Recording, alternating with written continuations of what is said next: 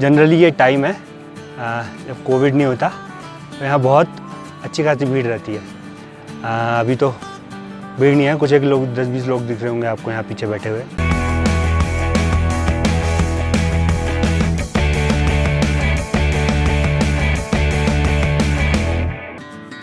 केदारनाथ मंदिर तक पहुँचने के लिए 16 किलोमीटर ट्रैकिंग करनी पड़ती है। यह ट्रैकिंग गौरी कुंड से शुरू होती है। नदी, झरने और पहाड़ पार करते हुए हम चल दिए केदारनाथ मंदिर की ओर।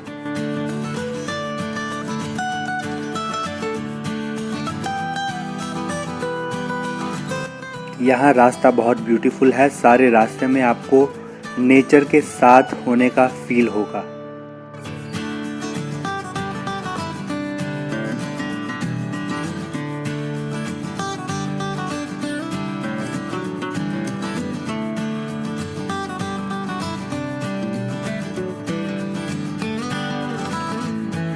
हम लोग लेट नाइट मंदिर तक पहुंच पाए और थकान इतनी हो गई थी कि हमने रूम हायर किया और सो गए।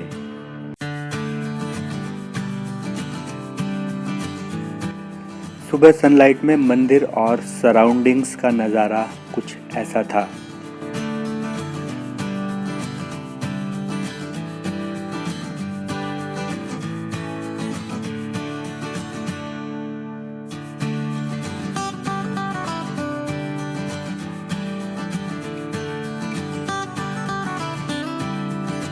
कोविड-19 की वजह से मंदिर के अंदर एंट्री नहीं है। यहाँ पर एक लकड़ी का इन्होंने प्लेटफॉर्म बनाया हुआ है, वहीं से आपको दर्शन होंगे। हाँ, ऊपर थोड़ा ऊंचाई से देखते हैं। शिवलिंग के दर्शन तो यहाँ से नहीं होंगे, उसके लिए तो अंदर ही जाना होगा और अभी तो पॉसिबल नहीं है। ट्रैवल करते हैं आप तो बाहर से दर्शन कर सकते हैं या साथ में कहीं बैठ के बाहर पंडित जी को बिठा के पूजा करा सकते हैं। और मंदिर के दर्शन तो नहीं हो पाएंगे, मगर यहाँ मंदिर के अंदर के दर्शन तो नहीं हो पाएंगे। मंदिर के अंदर के दर्शन तो नहीं हो पाएंगे, लेकिन यहाँ के खूबसूरत और आध्यात्मिक माहौल का आप नज़ारा तो ले ही सकते हैं।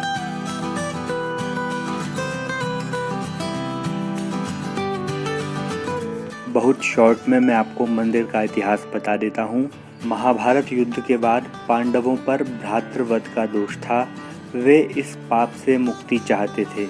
इस कारण वे महादेव के दर्शन की कामना में केदारनाथ तक पहुंच गए।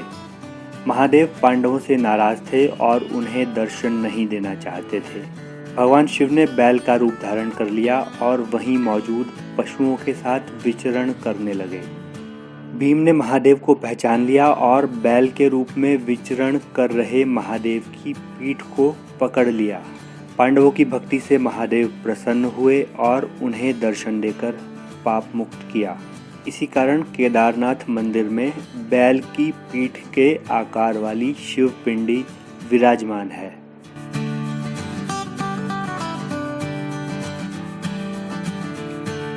कल रात को मैं यहाँ पहुँचा था। एक्चुअली यहाँ की जो ट्रैकिंग है वो काफ़ी टफ़ है, तो लेट नाइट पहुँचा था और उसके बाद मैंने स्टे किया और सुबह उठ के दर्शन किए।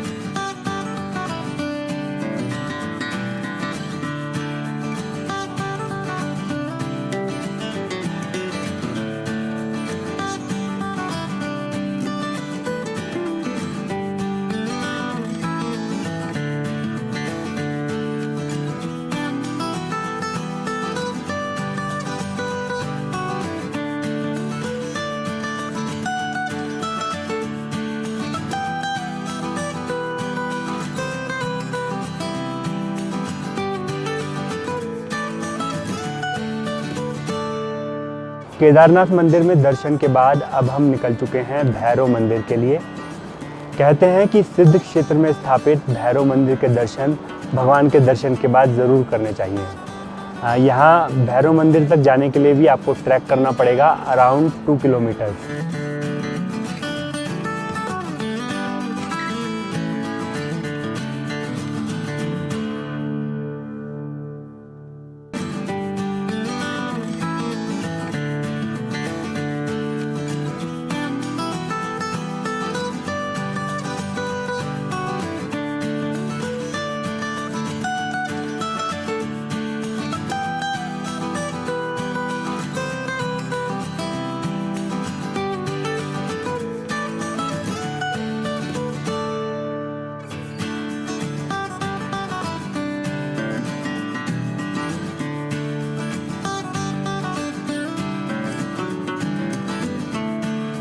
Guys this is the time to wind up my Kedarnath यात्रा। अब मैं यहाँ से गौरीकुंड के लिए निकल रहा हूँ। आपसे रिक्वेस्ट है कि प्लीज़ मेरे चैनल को सब्सक्राइब करें और कमेंट और लाइक करके ज़रूर बताएं कि आपको ये वीडियो कैसी लगी।